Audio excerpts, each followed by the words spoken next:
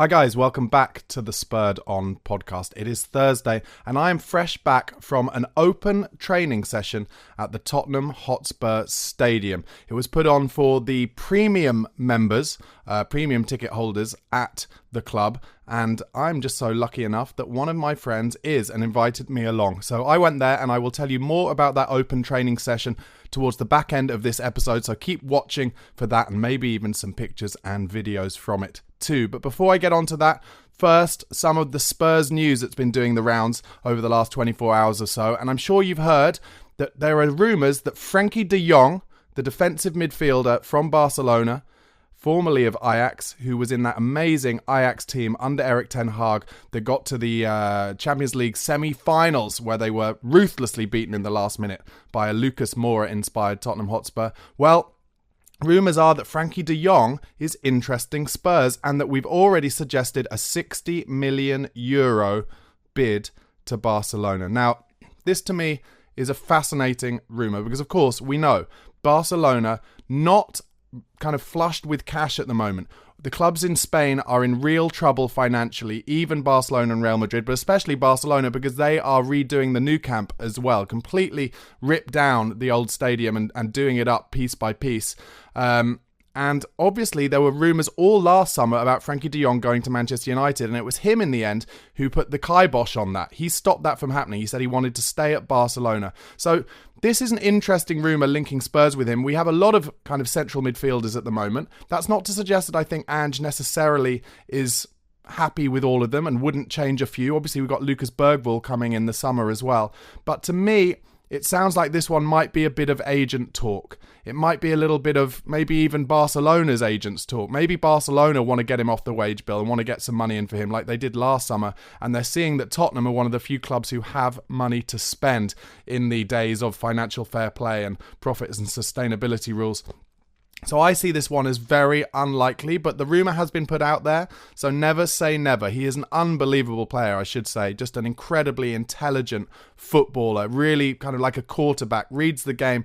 Very underrated at Spurs back in the day was Michael Carrick, and he went on to win absolutely everything at Manchester United, and Frankie de Jong just reminds me of a slightly smaller Michael Carrick. Really incredible player, but for me, probably someone who has a little bit too much status, a little bit too much kind of name in football to come to Tottenham Hotspur at this stage. But like I said, never say never. Another transfer rumour doing the rounds at the moment, and this one is surprising me less actually. We're linked with Hertha Berlin midfielder Boris Mamutsa, only 16 years old. This strikes me as a Johan Langer kind of rumour.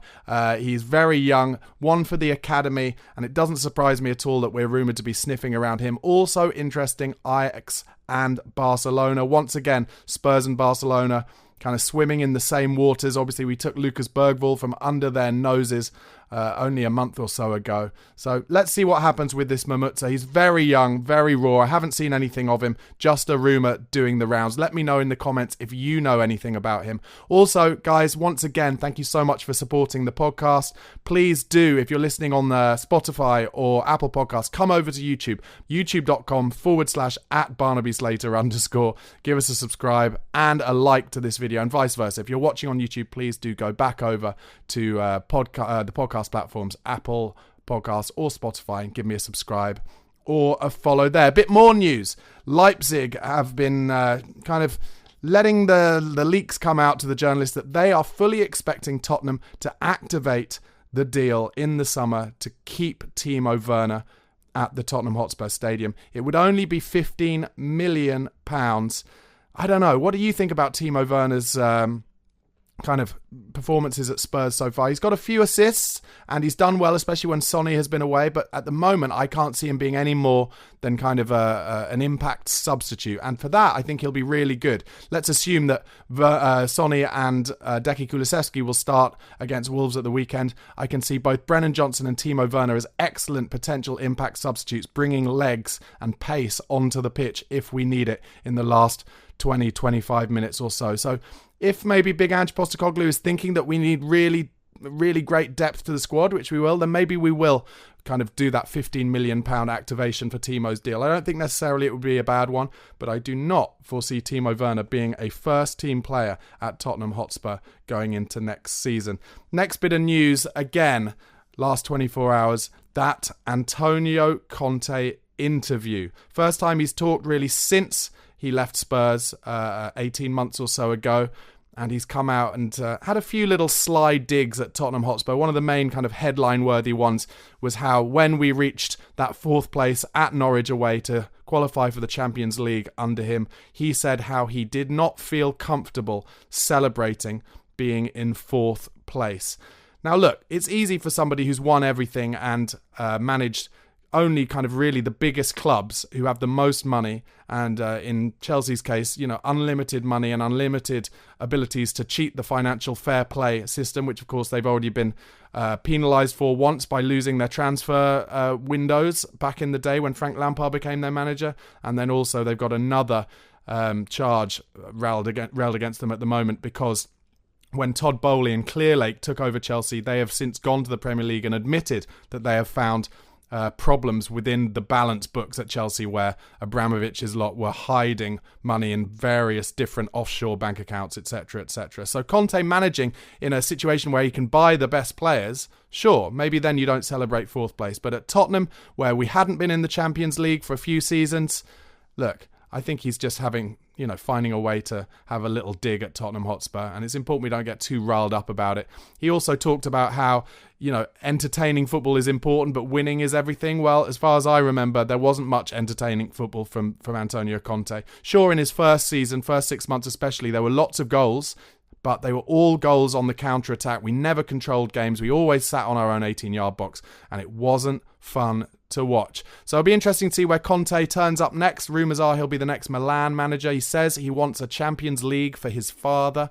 Let's see what happens. My personal opinion is I think he's a bit of a dinosaur, and I think that about Jose Mourinho as well.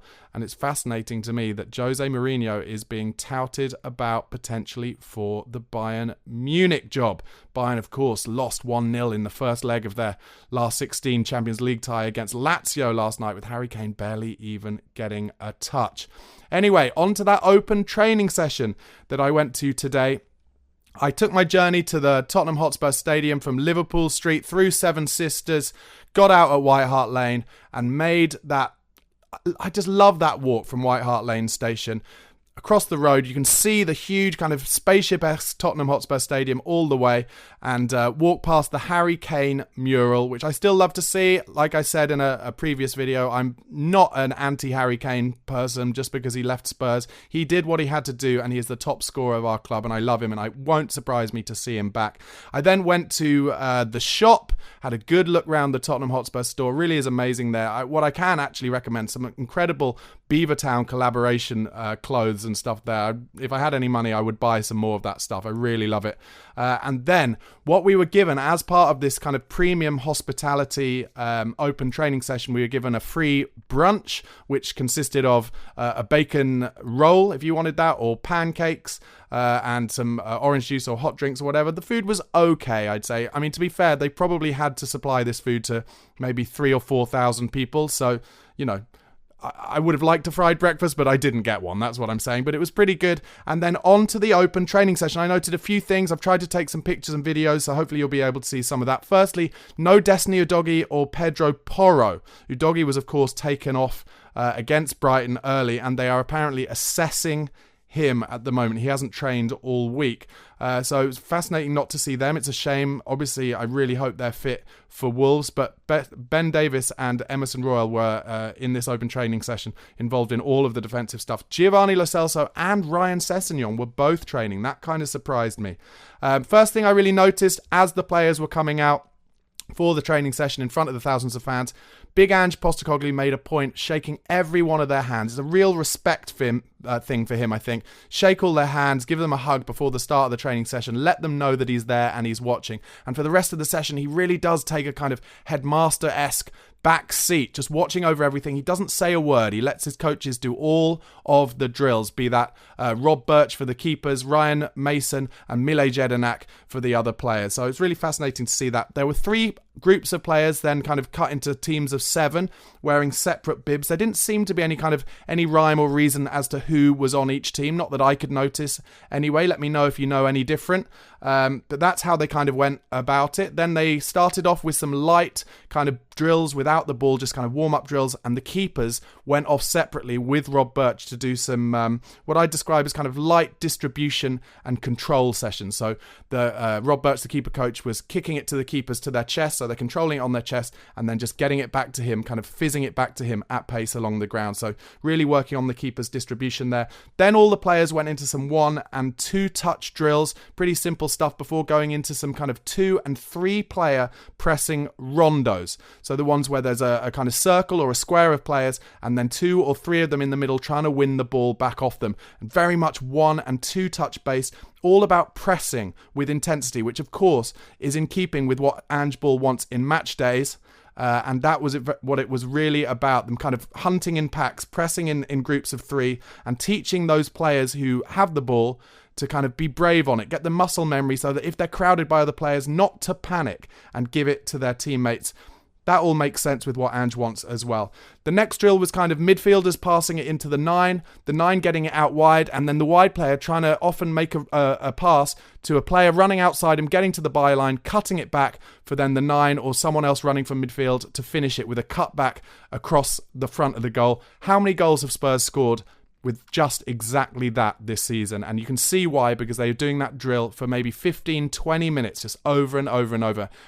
Pretty much all of Richarlison's goals this season have been scored from that kind of move, so it totally makes sense. They love that drill. Meanwhile, the back 4 were doing a separate drill on their own, which was kind of working on how straight and together their back line can be based on where the ball was in different parts of the pitch. So starting with a really high line, and then if the ball was moved forward a little bit, dropping off a little bit, but not too far. Always concentrating on the togetherness and the tightness of that high line. A few things that I really noticed, some impressive finishing throughout the open training session from Timo Werner, which kind of surprised me. Pat Matassar, really crisp finishing. Deki Kulusevski, as you know, a wonder of a left foot. And some really excellent calm finishing from Brian Hill as well. We don't get to see a lot of that in the Premier League, but clearly is a cultured player. And finally, the last thing before they all went in from the end of the open training session, there was a little shooting session for the attacking players, and then some of the defenders took some penalties against Vicario at the other end. It was really fun to watch, short and sharp. They didn't play a big game or anything like that. Good of the club to lay it on, and hopefully you enjoyed some of those videos, although I only shot them on my phone, so not great quality. Anyway, guys, thank you so much for watching and listening. Please do press subscribe. Give the video a like if you're watching there. Keep following the channel. Really appreciate your support. Come on, you Spurs.